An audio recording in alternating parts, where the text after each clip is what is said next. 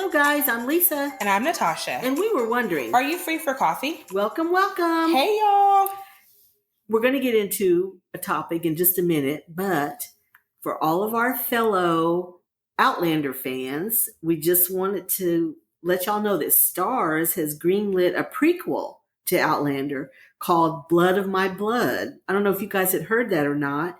And it will follow the story of Jamie Fraser's parents. Follow their love story. Oh. And his parents, Ellen McKenzie.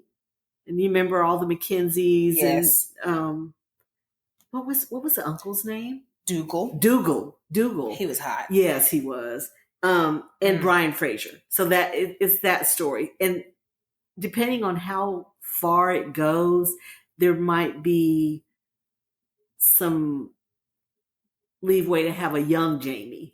Well, there has to be a backstory there because, his name is leaving me. He was in love with Jamie's mom. Remember? Murdoch. Yeah. Oh yeah. Yeah. So that's going to be fun. Kind of yes. Yeah. So just FYI, it's been greenlit. We don't know any additional details. Yes, like exactly when it comes out, but just be looking for it. So I don't know if you guys know, but there is a nationwide teacher shortage. There are vacancies everywhere. So Florida, who has an especially critical situation because they need 9,000 more teachers just for this school year. 9,000. That's a lot. So what they have done, and this is what we want to talk to y'all about, they are encouraging veterans to fill teacher vacancies. And there's a couple of thoughts. We have a couple of thoughts about it. Now the program, it extends to veterans' spouses too. So it can be veterans or their spouses. Without a degree, they get a 5-year temporary teaching certification.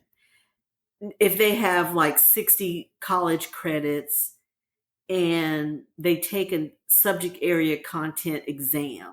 So it's kind of like substitute teaching in Texas. That's kind of the same criteria. You need 60 college credits. Hours. So you could have a associate's degree, or you're just halfway done with your bachelor's. So that's what it is. It's faced criticism because people are feeling like veterans get to bypass a 4-year college education that is required for everybody else. But, the program director of this particular thing, she's saying what I'm saying, that it's basically the same requirement for substitute teachers, and it will help with the shortage.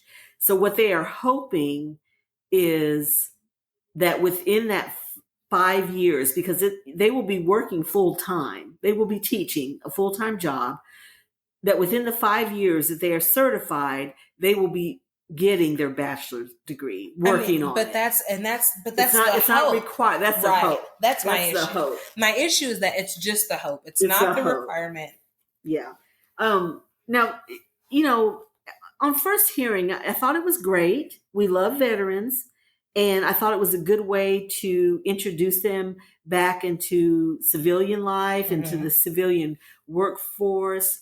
And there are some jobs in the military that would translate really well into a school setting, depending on the school district and what they offer. Depending on where you live. When I was a kid, back when Abraham Lincoln was in office, they had shop and they had, carpentry, kind of life skill type classes, or you could get home economics. A trade. You could learn a trade. I don't know if they still do that.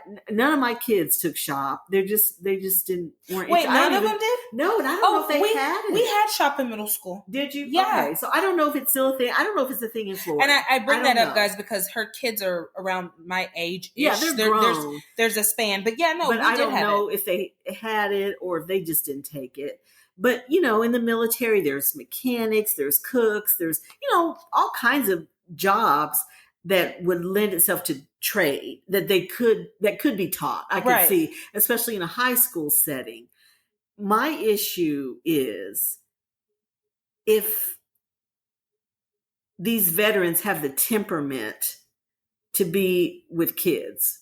Right. And the analogy I use, the illustration, the parable is that all 4 of my kids, being the ages they are computery. They just grew up at a time when you needed a computer in school and they know how to do all the stuff. I did not. So at best, I'm remedial. I mean, I'm passable, but I still need help with certain things now. All 4 of my kids are capable of teaching me those things, but only one, thank you, Connor. See, you didn't have to do that. You didn't have to say which one. No, I'm telling it. I knew who it was. Connor is the only one that has the temperament, the patience to, he will actually sit down. Okay, Mom, hit this, go to this, and show me how to do it. The others get perturbed and just move out of the way. Let me do it, So they really don't have the temperament. And that is what I fear with some of these military people. Yes. That they might not have the temperament to teach. Well, because you can be an expert at a subject. That does not make you a teacher. Correct. And that's my issue. That's my concern. And so they're feeling these. And you can be great. You can be so well versed and so knowledgeable. Yes. Like you can be a wealth of knowledge. Like you could almost be the textbook. That does not make you a teacher. And as someone who is taught, I hate to say this, but admittedly, only a small portion of it is your knowledge on the subject. It really is. Only a small portion. And I mean, this is for anything. If you guys are curious, I taught history. I am a total history nerd. It is my jam. It's my thing. I like reenactments. I like cosplay. I like going to national monuments and that, like, we're those people that are like, ooh, historic overlook. Let's pull over and read who died here. We love that kind of stuff, but it's such a small portion. It really is. So much of it is managing people and their issues. There's a great deal of it that is social work. There's a great deal of it that's administrative because there's so much paperwork and red tape and parenting. And parenting. To be honest with you, it's a lot of and you're parenting a lot of the parents stuff. And the children, yes, depending on the ages. Now, it does not say. Well, no, all ages because I taught high school.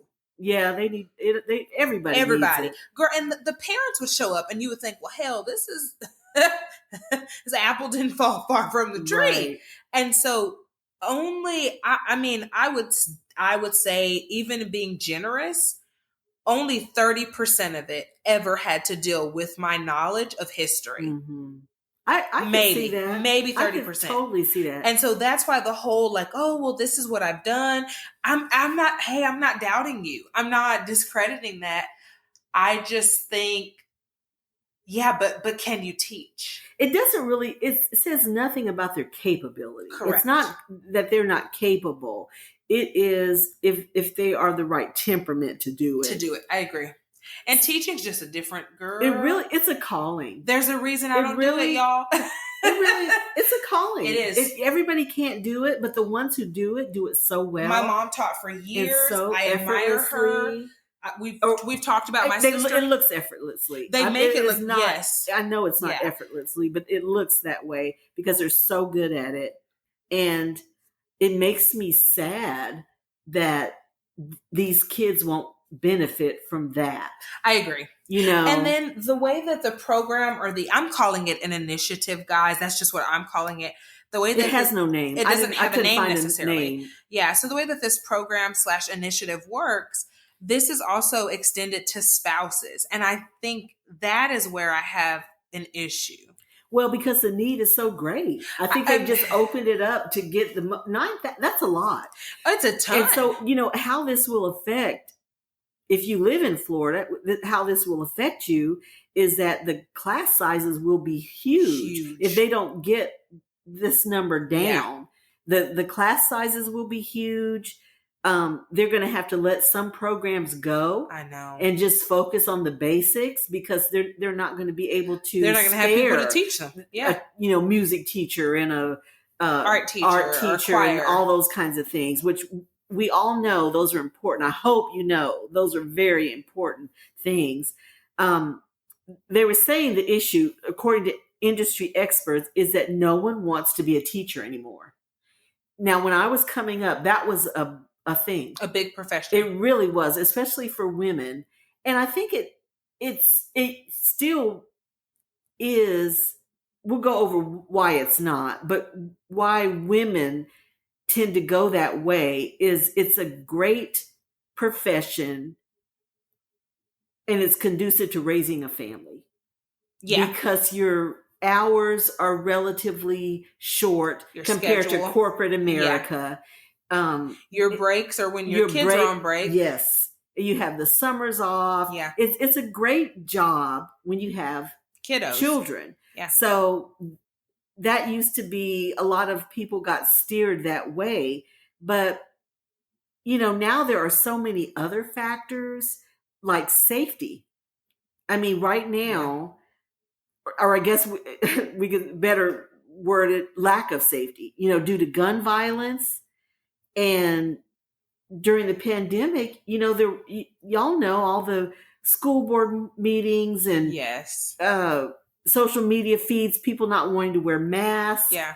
And these teachers are thrust into those kind of environments where they are not safe. They do. And there's not even consequences for just day-to-day stuff. Like, I had students that were, and I'm not small, y'all. If you follow us on Instagram, you've seen us. So you know what we look like.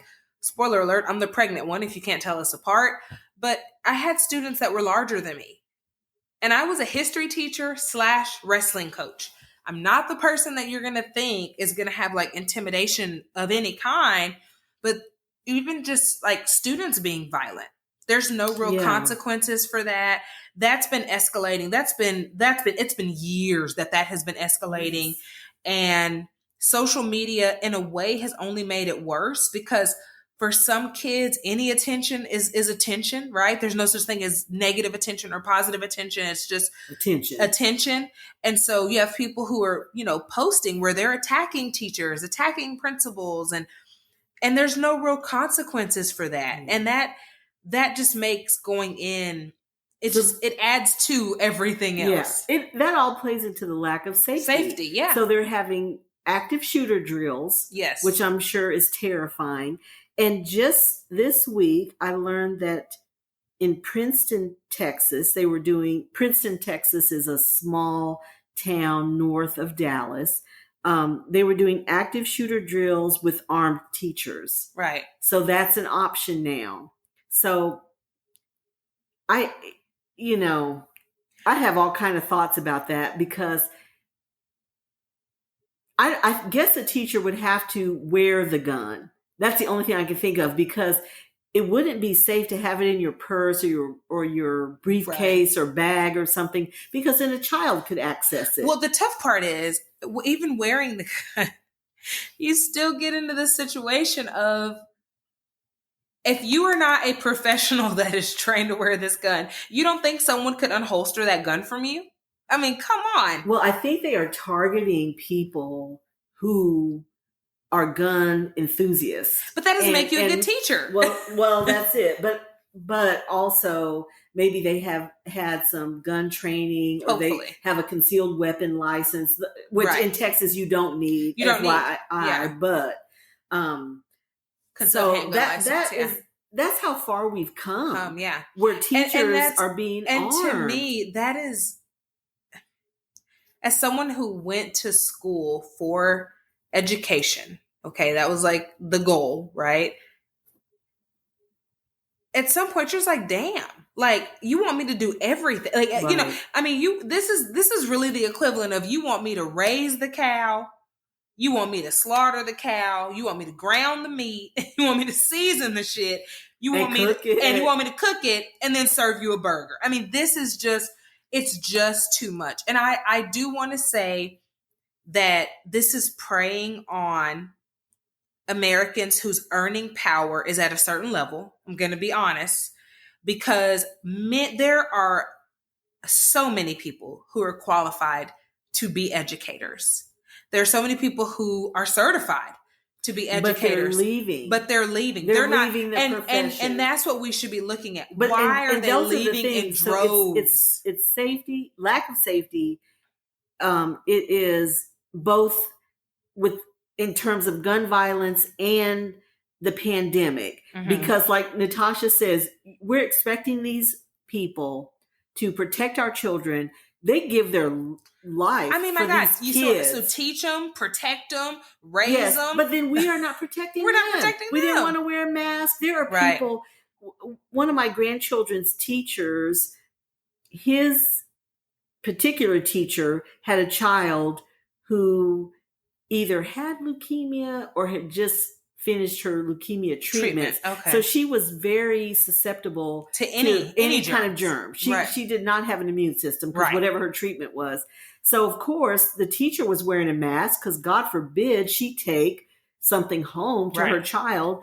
And most of the kids in that class wore a mask in deference to her. But of course there were some who did not. Right. And that is so sad when you think that you are expecting, should someone come into the school, with a gun, that this teacher is going to protect your child, but you won't even wear a mask to help protect her child. Her child at home.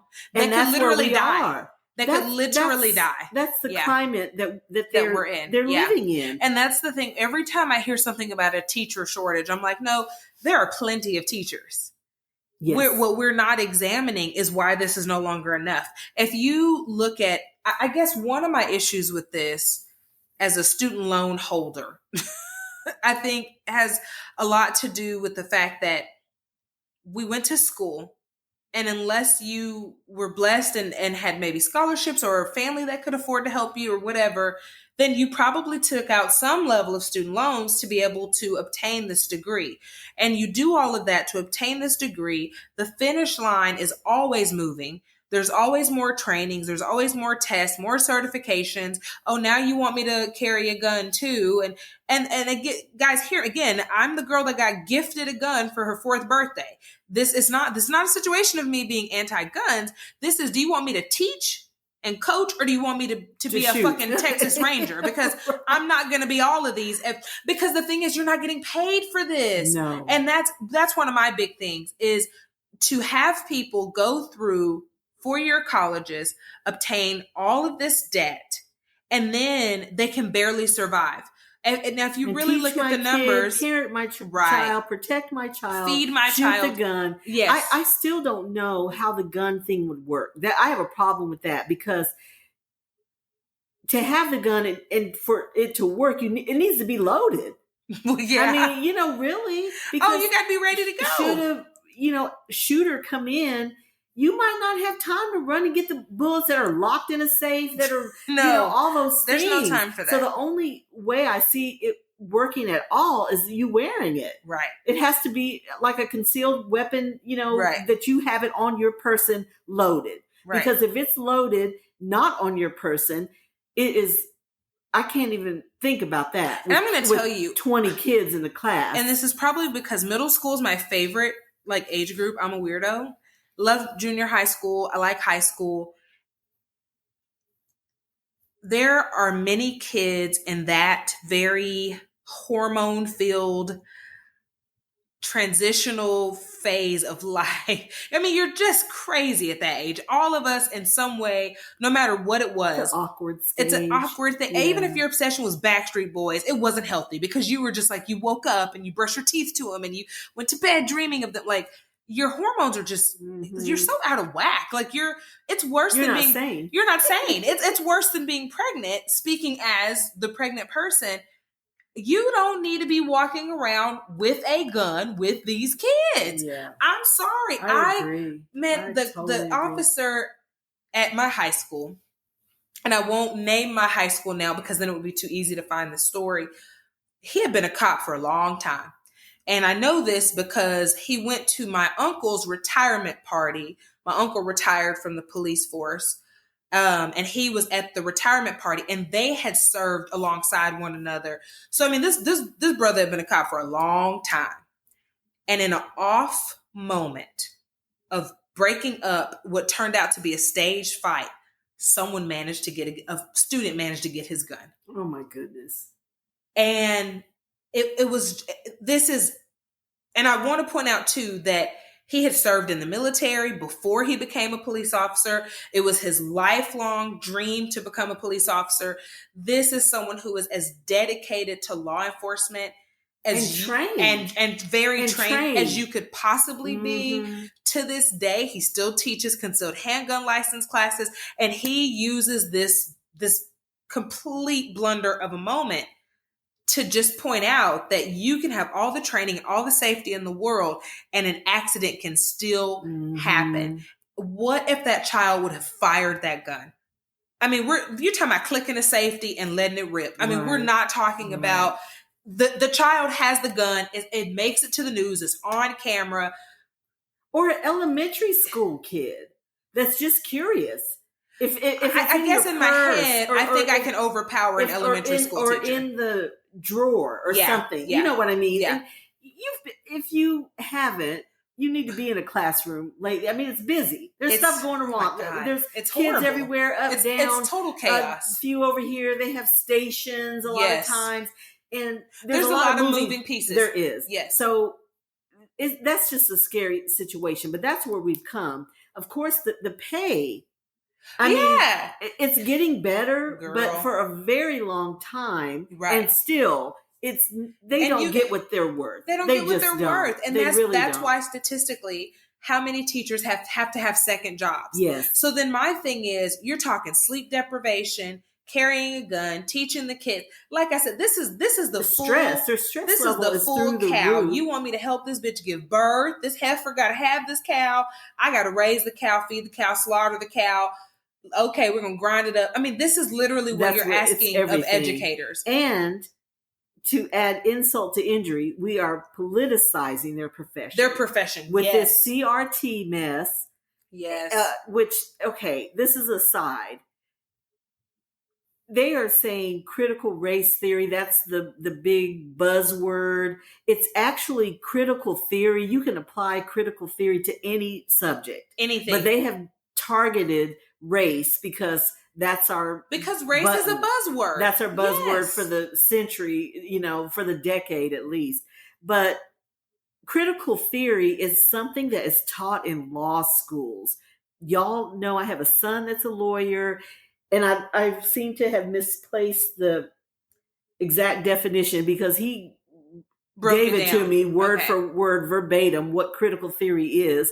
And it's something they use to analyze a situation. And when we say they, I want to be lawyers, right? Or postgraduate students. Exactly. That's my point. You are not teaching critical theory to anyone at levels kindergarten through 12th grade. Okay, hell, you're not even teaching it at the bachelor's degree level. Right. It doesn't happen. So that's just something to get people. These are buzzwords, guys. We are banning much loved books. Yes, that teachers have taught from time immemorial, decades. These same books to illustrate certain points. And guys, let's be real honest. Y'all worry about I'm not saying y'all as listeners. I'm saying folks, y'all. Folks worried about these, but half y'all motherfuckers don't read no way. These kids can't write in cursive. These kids, everything is like you're asking Alexa, what is this? I was at a friend's house. Will you Google? Yes, I was at a friend's house. She was like, do not ask Alexa. Because they were like, Alexa, what's 12 times this divided by blah, blah, blah. And I was like, wait, Alexa can do that? We don't have Alexa in our home. And whenever I go to Lisa's home, it's usually we're using it for like baking or timing something.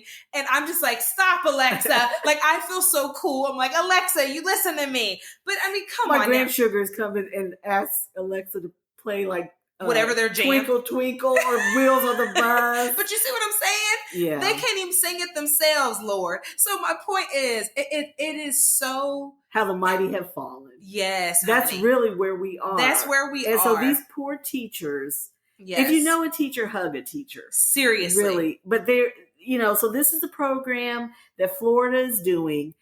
I'm sure other states will jump on in response to this massive shortage. And the thing in Princeton with the armed teachers, in my mind, now Florida has not said that, but I would bet my bottom dollar that in the weeks to come, you will hear Ron DeSantis come on and say that these veterans who are skilled in armory will be packing. Right. And and they're going to advertise this, guys, as a 2-for-1. Yes. They're well, hey guys, we're going to open up, we're going to help the economy, create jobs. We're going to keep your kids safe because all the teachers will be packing. But I want to I really seriously, I want people to think about this. Is it worth your children's education? Is it really worth their education? The is it even true that it would be safer? What's the the argument is, they say what can stop a bad guy with a gun is a good guy with a gun. Well, you've already showed us that's not true. That is not true. Not true. So at all. This whole thing. As a matter of fact, I've never seen someone so outnumbered in my life. Right. And it didn't work. It didn't work. Did not work. And so 20 children are still dead and 2 teachers. Yeah. Wasn't that it? That's correct. Okay. So that's where I think this is going. I could be wrong, but my gut tells me that's why they targeted veterans. Yes. So let's get these people trained. But you Florida people, if we have any of you people that live in Florida, hit us up. Let us know how you're feeling about this. If you are an educator, we have an educator friend. Her name is Shannon Jinks. I want to pick her brain. I mean, just all apart about this. I'm so curious to hear her opinion. We both have educators in our family. Yes. Mine are all retired, and I can't imagine them doing any of this. Is as y'all know, we both are pretty surrounded by littles. I mean, mine is obviously daily because they're my kids, and Lisa has littles in and out of her home and in and out of her life because of her grand sugars mainly. And then my kids go over there and terrorize her house too. And the one thing that I will say is that defending myself or my husband or my home or even being in public and jumping into the defense, which I have done before, is one thing. It becomes very different when children are around. Yes. Children bring a big group of kids. Yes. It's not just children bring an element where you're trying to you're trying to corral them. Yes. And that is chaos. Yeah. That's one of my concerns. That's one of my concerns. And my sister is one of the best shots. I mean, she's amazing. And she's a very calm person by nature. She's able to hone in on things. Really, it's funny, y'all are both Scorpios. I don't know if it's a Scorpio thing. She can tune people out. I mean, some of those similarities y'all have, she's really, really good at those things. She's one of the few people I would think could stay calm in a room full of 20 screaming kids. Scared, screaming kids. And you've got to keep them quiet. And you've got to keep them quiet. Hide them. And I'm just telling you, that is a different... That added element alone is the part. It's the most important variable in this discussion, and yet it's the part that's being ignored. Because it's one thing, oh, well, she can shoot. Okay, well, good for her. So can I. Oh, well, they've got a concealed handgun license. Okay, well, welcome to the club. All of these check marks are great and dandy, but could I do it with a whole bunch of kids? I'm going to tell you. And against an AR-15, because you won't have that. Right. You won't have that. Right. And I'm, as someone who, we have some farmland past Bonham, Texas. This place is so damn small. Even if you looked it up, Google probably don't have it anyway. It's outside of Bonham, 60 plus acres. And we would go, take watermelons, and we have some apple trees, and we would just go shoot stuff. And this is just something I've done for many, many years, my whole life. A range of artillery, a range of guns, whole 9 yards. Y'all already know I have a lot of military in my family, also have law enforcement in my family. So we've always had access to, it never hit me, but I guess a plethora of guns. It just never hit me. I thought everyone did that. And again, there's no comparison. I mean, at this point, honestly, you got to be a hell of a marksman because you have to shoot to kill and you have to do it. And you just, it's just not that simple. It's scary. It's just really not that scary. simple. We are both gun control advocates.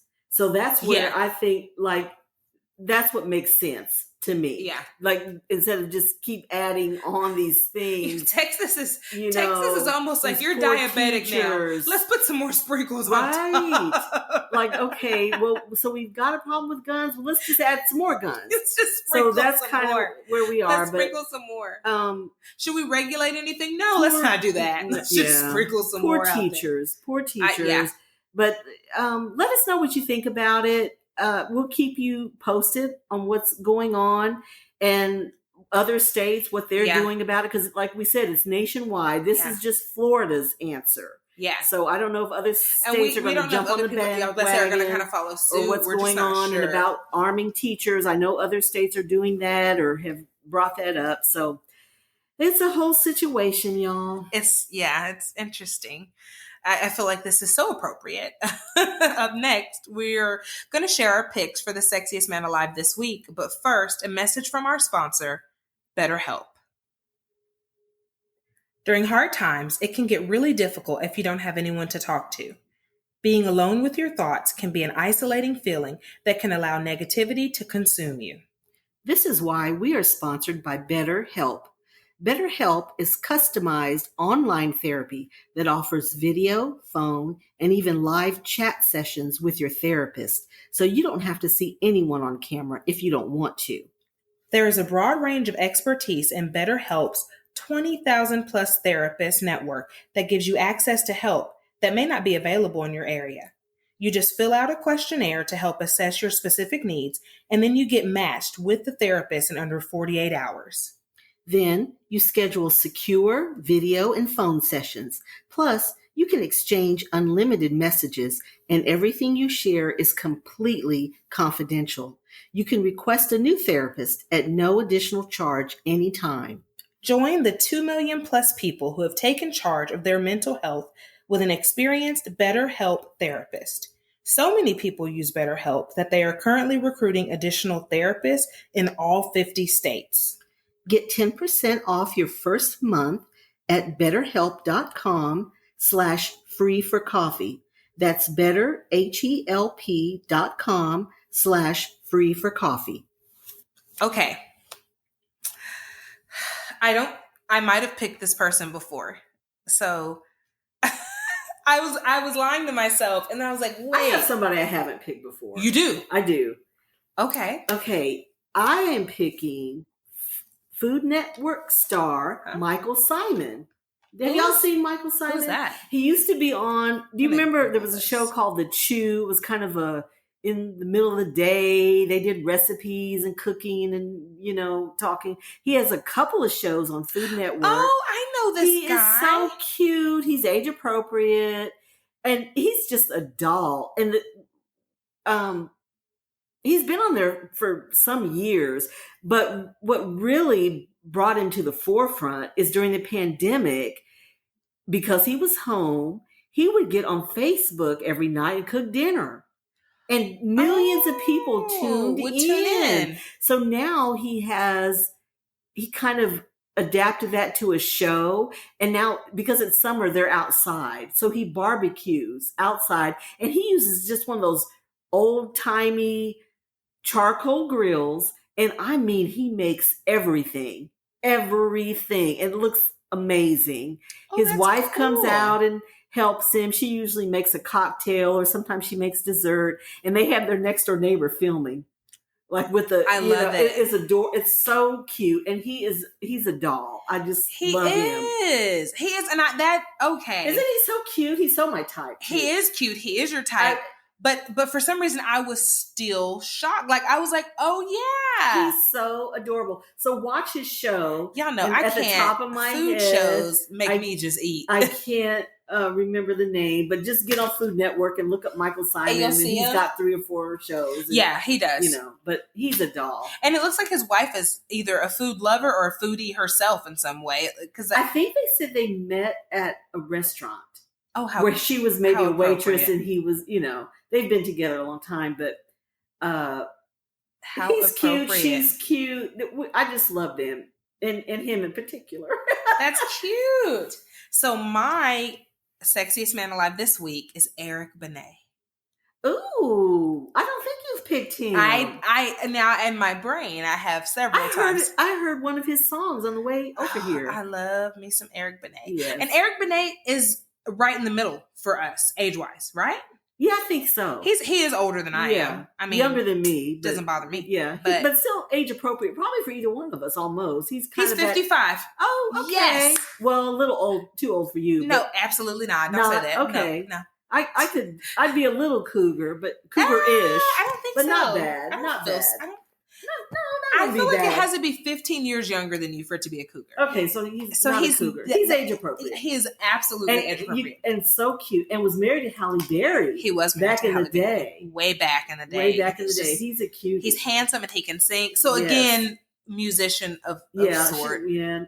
Does he have tattoos? I don't know. You know what? I can honestly say might. I'm so mesmerized by his voice. I've never paid attention. And he's so handsome. He's aged very well. Yes. He's aged very well. Very I just love some Eric Benet. So that is my sexiest man alive this week, or our sexiest man alive this week. Thank you for pulling up a chair and joining us for coffee.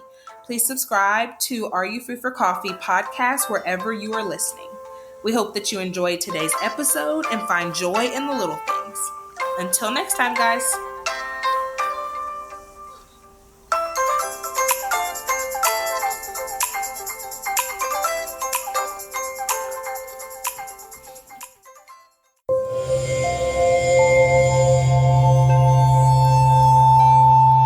Part of the Boundless Audio Podcast Network.